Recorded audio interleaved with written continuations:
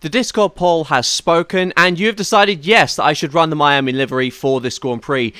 Thank you to everyone who voted in my Discord. If you want to join and get involved in making this My Team Career Mode series, then do join my Discord. I will leave a link in the description below. But if you're new here, get around and enjoy the video.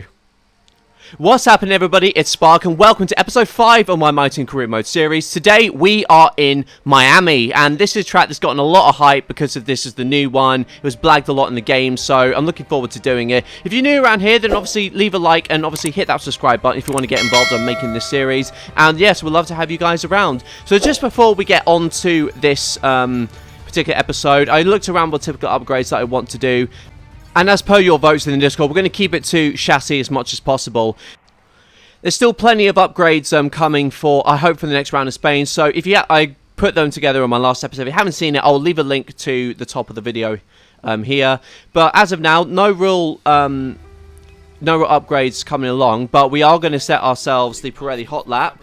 And I'm wondering what we're going to do for this one. I decided, well, I would have done the average speed zone. This seems to be my favourite one. There's no drift on there.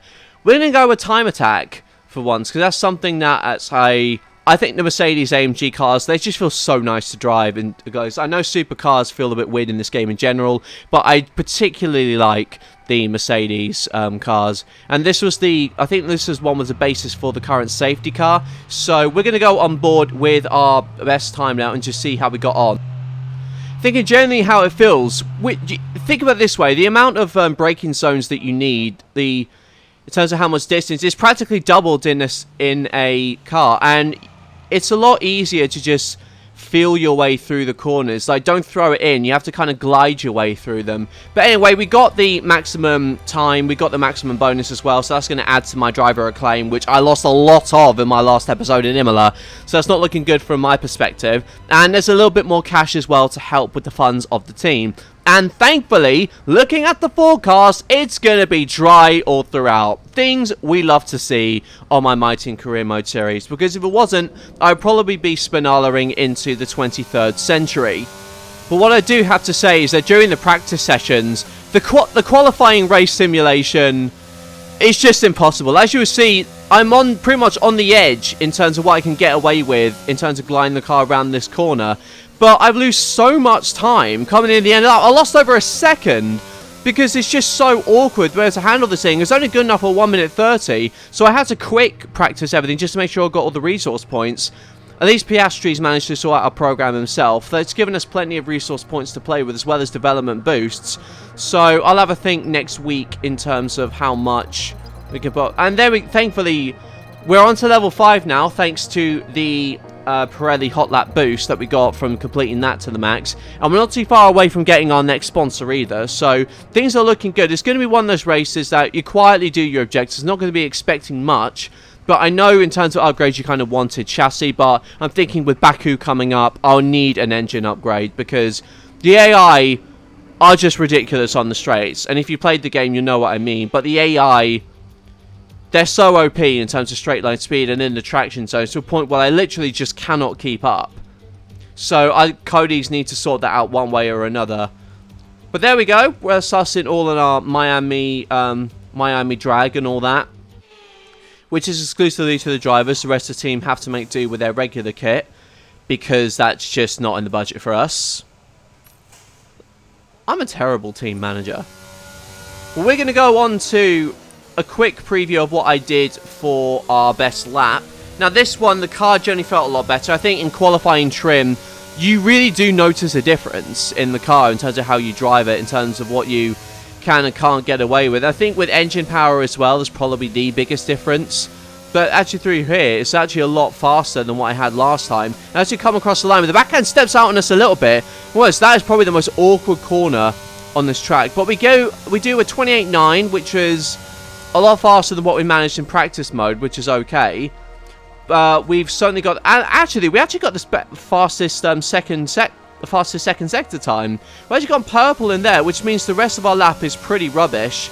Now even there, the back end stepping out as you come across that awkward sequence of corners. Now we're going to the long left and into the long right, and thankfully the cloud is coming up, which means that it's no longer going to be absolutely blinding as we come through the rest of the lap, particularly from that angle. I know a lot of people have been struggling with the sun. It's just how it's pointing down. And with that particular corner, like, I would normally take it a third, but getting down to second gets you the traction you need, especially at this part of the track here.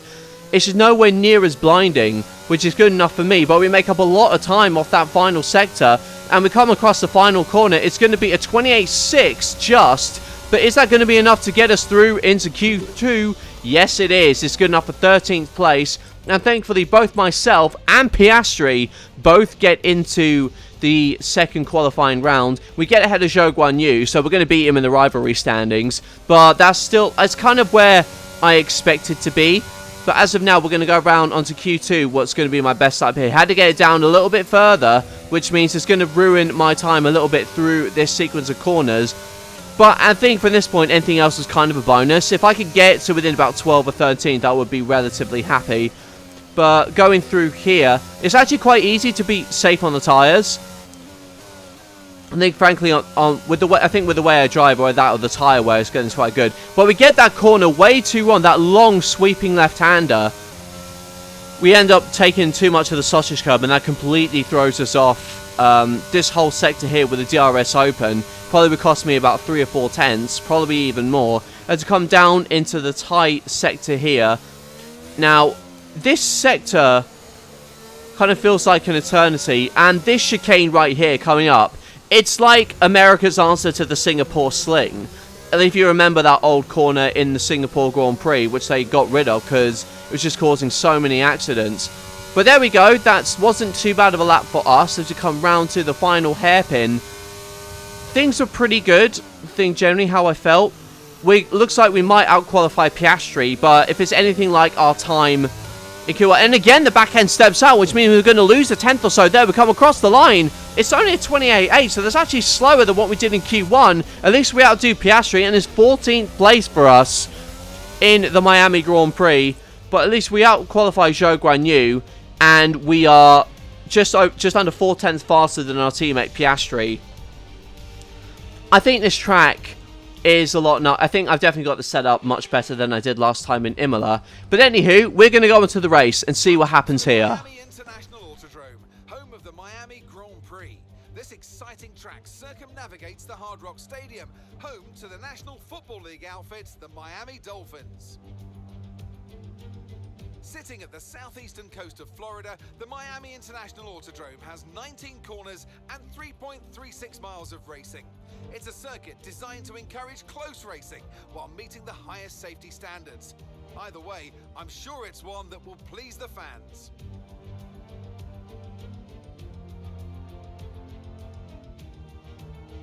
Let's run you through the driver grid order for today's exciting race. A fantastic effort from Charles Leclerc yesterday, and it's put him on pole. And a very happy Carlos Sainz will start second. Looking down the rest of the grid, we have Verstappen, Perez, George Russell, and Hamilton. Fernando Alonso, Magnussen, Bottas, and Esteban Ocon. Ricciardo, Gasly, Mick Schumacher, the owner driver, Norris, Oscar Piastri, Guan Yu Zhou, and Lance Stroll. Tsunoda, Albon, Latifi, and Sebastian Vettel starts from the back of the grid. With preparations almost complete, let's head down to the track.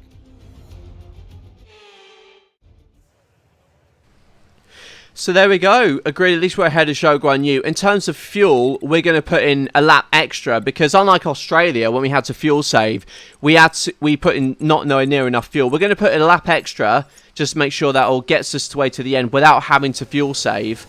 As we come up to the formation lap, we're continuing the trend of this season. We're starting on the right-hand side of the grid.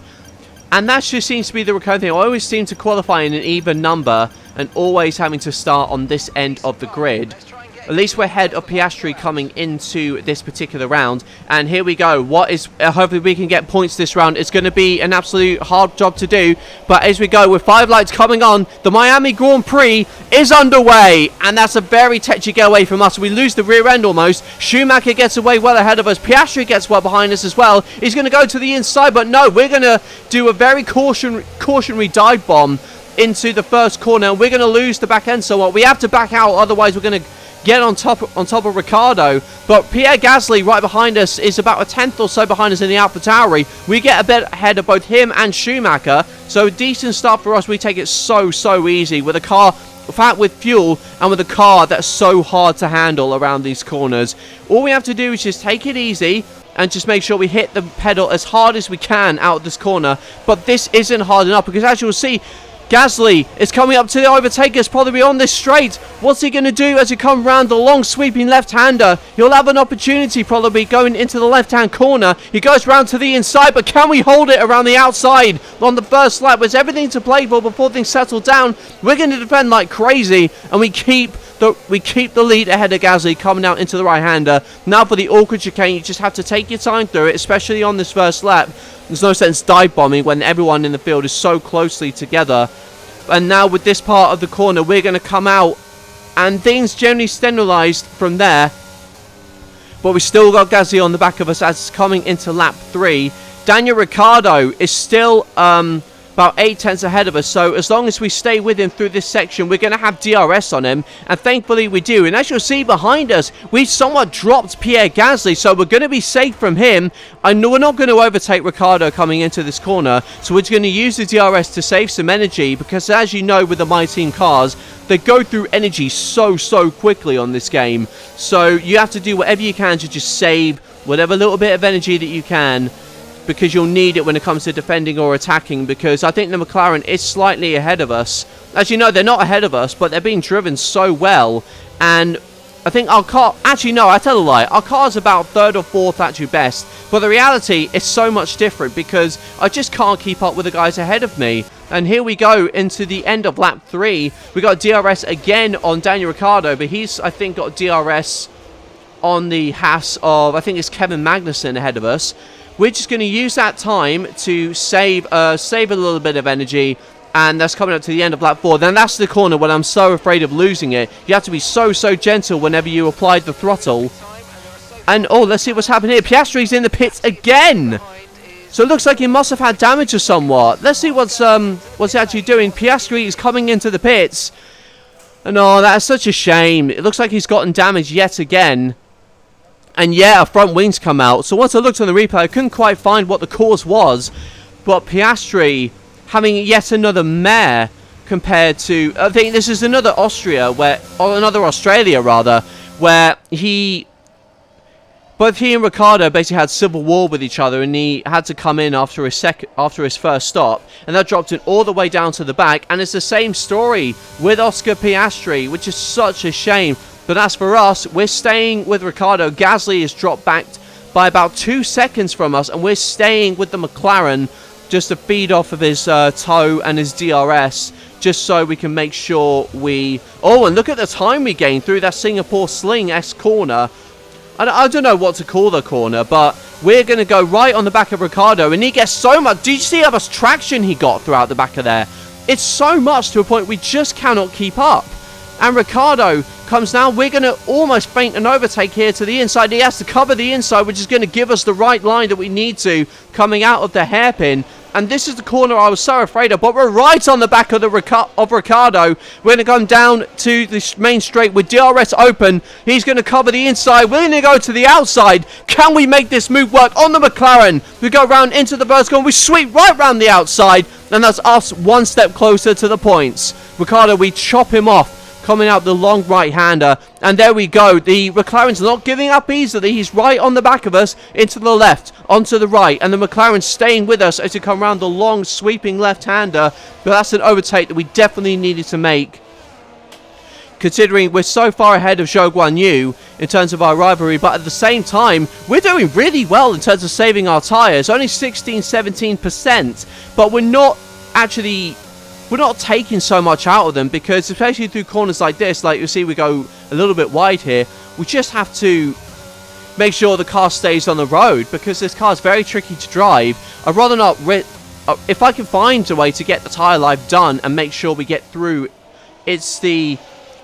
I would, if I could do it, I would. But we're going to go on to what happened up front, because things were a little bit quiet from our side, and it looks like another civil war, but this time it's between the Mercedes of Lewis Hamilton and George Russell as they both try to fight Sergio Perez ahead of us in the Red Bull. Hamilton gets a little bit wide, and Russell, he's been a lot of memes said about him recently, but George Russell is the kind of guy to throw it down the inside of his teammate, but fight him all the way, even though they're losing time to Perez. This is great stuff from George Russell, as keen to assert his dominance over the aging Lewis Hamilton, but Hamilton stays ahead of him, coming out in the DRS zone, but he's going to be vulnerable, as Russell will surely have the DRS to attack Lewis Hamilton. He comes down to the DRS zone on the long left-hander. What's Hamilton going to do? He's going to cover the racing line. Russell covers the inside, and the Mercedes driver goes down the inside of Hamilton, and he's still fighting him. They're losing so much time to Checo ahead of them, but Lewis Hamilton, who lost the championship so cruelly last year against Max Verstappen, keen to show that he's still got a few tricks up his sleeve. But the Mercedes have lost time now, so there's no point in them fighting each other so much here. But we go up to the front. Charles Leclerc is leading up in front, so Carlos Sainz is defending heavily against his old teammate and current world champion Max Verstappen, who has gotten everything to gain. Now, it's a bit inaccurate with this game that the Ferrari is the most powerful, because we see the Red Bull train in real life in F1, and it is so fast down the straight to a point when the Ferrari have to rely on downforce to get the head of the Red Bulls in qualifying. But as we see, coming up to the lead now, Charles Leclerc pits on lap 13, and that's just going to throw the gauntlet over in terms of everyone making their pit stops. We're actually going to go a lap a little bit earlier because the tyres still felt great to us at this point. Leclerc comes into the pits. Verstappen is also coming into the pits from what I see behind, which means Sainz has to stay out and potentially try to overcut this pack. And as for us, we're going to go out into the pits. We're going to come out ahead, and we come out just ahead of Verstappen, who's got cold tyres ahead of him. So we're not going to be troubled, I think, by the Red Bull so much, because he is going to have to... Yes, thank you, Elvis. Once again, Elvis really is the new Jeff.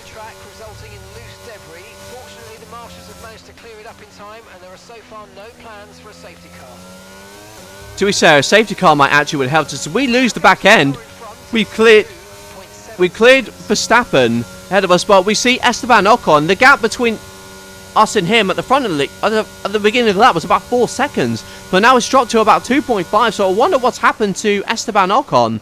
As we come through, we go a little bit wide, locking up the car a little bit as we go through that left-hander, now through the awkward, tricky section, and this is where we like to catch up on the rest of the field. And there's Ocon. He's going so slowly. Does he have a problem?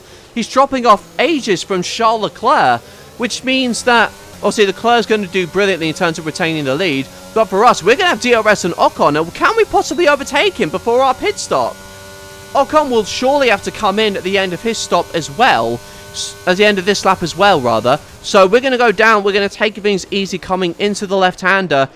And let's see what's happened with Ocon. He doesn't have a front wing. He doesn't have a front wing. But we lose the back end coming into the pit lane. And we just lost probably about 3 or 4 seconds on the rest of the field. We're going to come in now for our pit stop. But that was a crucial error from us. This was the corner I was so afraid of losing the back end for. And what have we done? We've lost the back end. But at least the pit stop turn-in is optimal. To come down. Perfect job on the turn-on. Thank you for that, Elvis. The pit crew working absolute wonders, so we don't have to invest in them because they seem to be doing their job. But we have got cold hards on, and we have got a very feisty Mick Schumacher, possibly entering the villain era of his career, like he did in Austria and Silverstone. But as for us, we are going to try so hard to warm up our tyres. We want to get everything out. We want to get ahead of Schumacher, but we go so wide because we just do not have the temperature in our tyres, and Mick Schumacher is going to be all over the back of us here.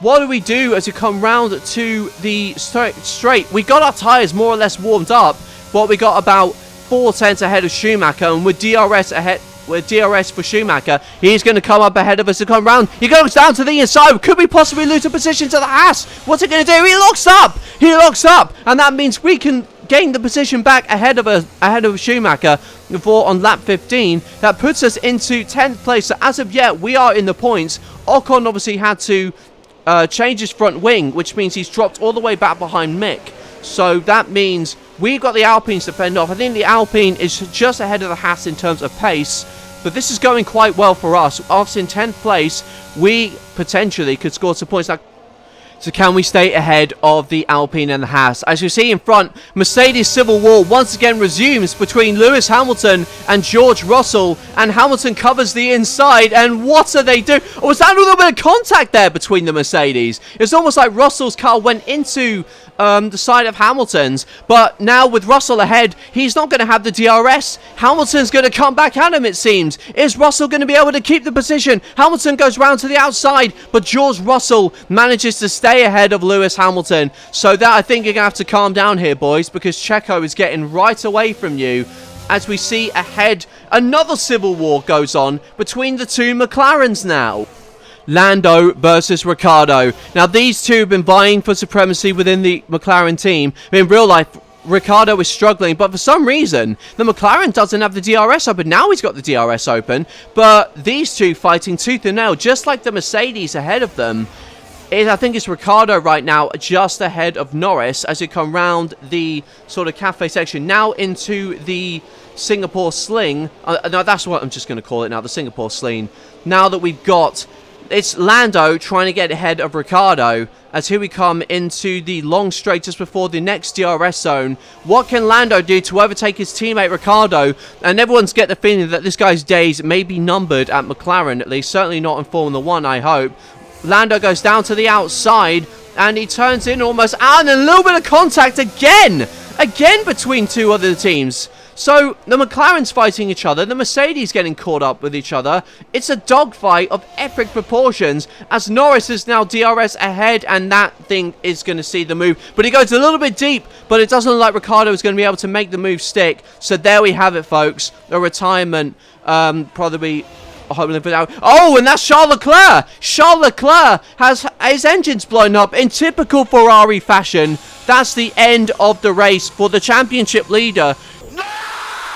That's brilliant for us because we're going to move up into 9th place as Ocon has dispatched Schumacher, which means he's only about 1.2 ahead of us. So we've got to do well to defend against him as we see Mercedes battling with each other yet again. But now this is Russell now on Sergio Perez. Yep, so, on to Perez now as he comes round the long right-hander. The Mercedes looks like caught up to the Red Bull. They look a little bit faster than Checo as this thing's currently stand out. But crucially, Russell and Hamilton, despite all that infighting, have caught up to Sergio Perez. Now, I wonder if the Mercedes can actually make the move work. On lap 22 of this Grand Prix, he's got the DRS open. He is so close to the Red Bull. He's gotten the open track now. The Red Bull's going to have to cover the inside, and that's what he's going to do. He's got the position right now, but George Russell's going to fight him all the way. And he's around the outside, but he's ahead now of the Red Bull, which means the Red Bull, I think, is going to have DRS. The crowd are loving this, as you heard in the chat. And it looks like Checo doesn't have DRS open, but is Russell going to be able to keep the position from the Red Bull? Almost a little bit of contact, and Perez comes back around the inside. Perez looks like he's held the position. Yes, he has. Sergio Perez, what a defense from him. Once again, living up to his name as the Red Bull Minister of Defense. And that was a brilliant bit of offensive driving there from the Mexican, who's got a lot to prove in that Red Bull seat. And here we have behind Piastri is on lap 24, actually managed to catch up to one of the McLarens. It might have been Ricciardo or might have been whoever. Piastri now making his way on lap 25 through the field, but it's an effort in vain because he's just going to end up losing. He's not going to get much in terms of points. However, the McLaren stayed ahead of him, which means Piastri's going to have a lot more work to do to catch up to the field. And we got the McLaren that's retiring. It looks like Lando Norris. And lap 28, Lando Norris's car, the Mercedes engine, blowing up just like what happened to Charles Leclerc. And that is a nightmare for him. So unfortunately, the McLaren is finished. That's the end of his race. And we were actually, I think, might have been ahead of him at the time. So we're not going to gain an extra point from that. But we are going to stay relatively safe in 9th place. Madison, as you see, just gotten way ahead of us, so there's nothing we could do there in terms of actually challenging him. But as things stand right now, we're going to keep ourselves safe for 9th place from Esteban Ocon behind us. Gasly dropped to 11 seconds now, and with only about 0.3 laps worth of fuel left, we certainly made the right decision in overfueling the car. Now, I know the lap time can change so drastically with the fuel, but I'd rather be safe than sorry, especially with the way this car just drinks its fuel like nobody's business. But we can now go through the gears a little higher as we come round to complete the final lap of this Grand Prix. But as of now, we are going to go on board with the leader, Carlos Sainz, who, unlike in real life, he had to wait till Britain to get his first win. He's going to snap one up at Miami, and what has been a very cautious drive. He was able to pull the gap to Max Verstappen, and Sergio Perez managed to stay ahead of George Russell as well. There you go. Carlos Sainz, the smooth operator, comes across the line to take the win at the Miami Grand Prix, keeping Ferrari's dominance over this track. But as for us, we are going to hold on to 9th place as Esteban Ocon is actually gaining as we go wide coming out of that corner, which is going to give crucially Ocon the DRS as we come through to the end of the lap. Is the Alpine going to be able to pull out a last minute overtake on us, it seems? I don't know what's going to happen, but I know for us, we're going to deploy energy for all that we've got coming into the final corner. Ocon's right on the back of us here. We just got to keep it clean, and we can't spin up the wheels too much. With about 4/10 over the line, we deploy all the energy that we've got, and it's 9th place for us in Florida. What a brilliant result for us. Solid weekend all round.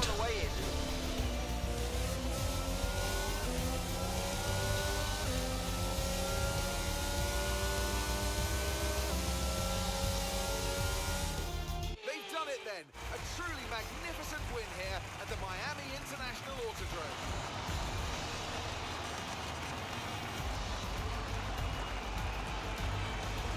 So, Anthony, what made the difference out there today? Well, they certainly stood out as a driver with tons of confidence on the track. I think their ability to keep their cool, even during some of the more hectic parts of the race, meant they were able to capitalise on the mistakes of other drivers, giving them the opportunity to make their way to the top spot with ease.